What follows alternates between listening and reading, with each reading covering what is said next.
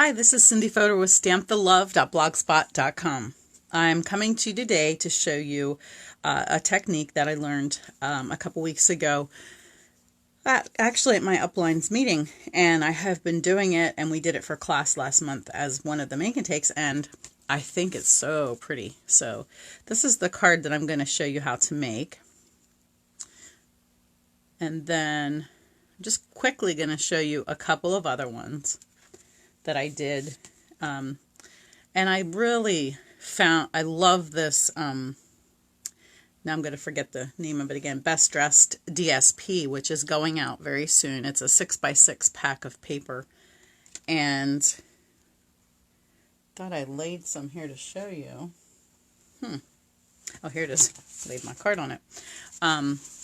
So it's this purse and lipstick and all of that. But I found, actually, I think I've used most of the flowers out of it. But the opposite side has these gorgeous flower patterns. And I've used quite a few of the ones that I really liked. This is a really pretty one here. And then this one as well. So I'm going to show you how to do that. Actually, Edith Graybill showed us at Connie's meeting how to do it. So what you need is, well, I'm going to bring my scoring tool down here. Let me set that out of the way. So you need a 3x4 inch piece of designer paper, and you actually need 2 of those. And then I'm going to score them at a 1/2 inch on one side. So at 2.5 and 2.5. And then I'm going to go ahead and score my cardstock here while at 4 1/4. All right, get rid of that. So then what you're going to do, oh shoot, I forgot my green glue. I do like to use green glue for gluing this on. It really holds well. Either that, or if you have our old fast fuse, that works well too, or tear and tape. But because this is movable, you need to have a really good hold on it. So I'm going to use green glue here, just on this little 1/2 inch flap. And that's going to glue to the back of my panel, which is 4 by 5 1/4. And I embossed it. Yeah, I have this one the right direction. This one I had embossed the wrong direction for the way I was doing that card. If my bricks were going the wrong direction. So that glues down there, and then the other one comes in here. And I want to welcome you guys. Thank you for joining me today. I'm excited to share with you ideas. It's getting easier for me, and hopefully makes it easier for you to watch. So that's how that ends up then. So I have that just glued to the back of this piece. And then the rest is just a folding. And you're folding it like you would the end of, a package where you would fold the ends in. So I'm going to fold it like that. I'm just going to crease that with my bone folder. And then I'm going to bring this side in. You see I'm leaving a little crack there, just because when this bends in, it needs some room there to go. And you have to be really careful. This is a fairly heavy designer paper, and it will tear if you force it too much. And then what I like to do, because there's a little bit of an overlap right here, I like to take and just snip that off. Now this is ready to glue down, so I will go ahead and put some adhesive, right here, and glue that down. That one's ready to go. Let's do the other side. Oops, put that in a little too far.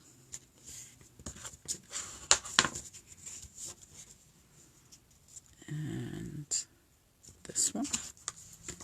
Isn't the purple in this card just this designer paper? This is just a stunning paper. I think it's my favorite.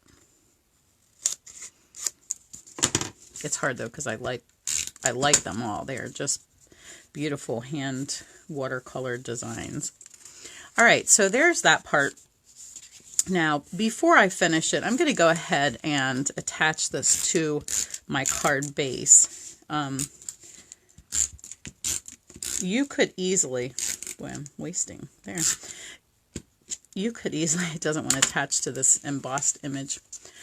You could easily just put this on a flat piece if you want, and use this as your opening, and you could sign it in there. There's a lot of possibilities with this design, but I'm actually going to be gluing down this front part, so I'm putting it on a card so that they can open it. And let me get my, what I've been doing is just putting a glue dot right here on each tip and tacking that down.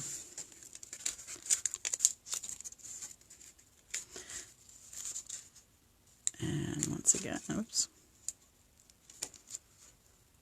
Okay. And then I'll tack that one down. Okay, so my card's going to open like this. And then I used, where'd my green pieces get to? Maybe I forgot to get those out. I have a bunch cut here from my class. That's not what I need. Okay. So, yeah, there we go. All right. So I'm going to use, this is a square from our So Sentimental bundle that's in the mini catalog, which I'm excited is carrying over into the new catalog, and I think it's carrying over as a bundle, which is the first time they've done that in a very, very long time. So for this, all I need to do is attach it here and here. So once again, I could use a glue dot. In fact, I just might do that. That's simple. I've got them right here. And I'm going to put it right in the middle of the top there. Really have to push on that. Not sticking well. I've been down in my basement for a while, so maybe they're too humid. Okay. And then for the stamping part, I'm using a sentiment from this stamp set. And I really wanted to point this out today. This is one of my favorite stamps. And not just because it's a gorgeous design. I love these two sayings. So the one I'm using says, "Thinking of you with gratitude for your part in my journey." There's so many people that I can say that to. And then, "May God be with you today and give you peace of mind." And what a great sentiment for this time that we're in right now. That one, I think this set is being retired, so make sure you grab it if you like those as much as I do. So I'm going to go ahead and stamp that saying. I'm using Gorgeous Grape. Probably be helpful if I turn it the right direction. Make sure this is the right piece, because I also have a scrap piece. And then I'm also going to use a border. And I can't tell you what this border's from, to tell you the truth. It's just slipping my mind right at present. I'll put it in the description. And I'm going to just stick that right. Just want 3 of those down here at the bottom. Okay, so it's going to look like that. I'll pop it on here and then I'll show it to you. I want that inside of my stitched lines there on the piece that I cut out.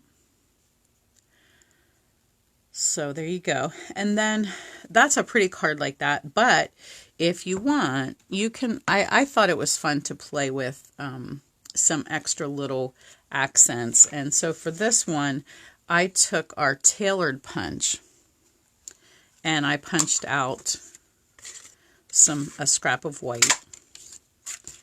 And I'm just going to lay this inside of here though, because that way I won't get it all over my paper.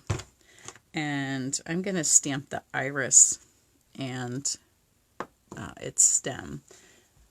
And once again, that's terrible. I forgot to grab this set to show you what it's from.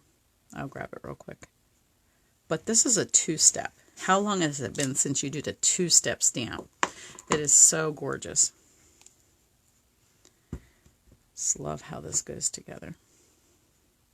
This just fits right there on that little knob, and voila, gorgeousness. Love it. Okay, give me a second. I'm going to see if I can grab that stamp set.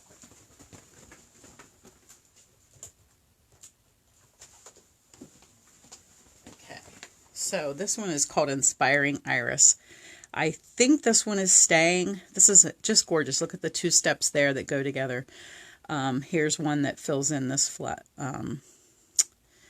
carnation. So some nice sayings as well. So another great set. I do think that one's staying. All right, so let me just pop this on. I want a dimensional, and pop this up here.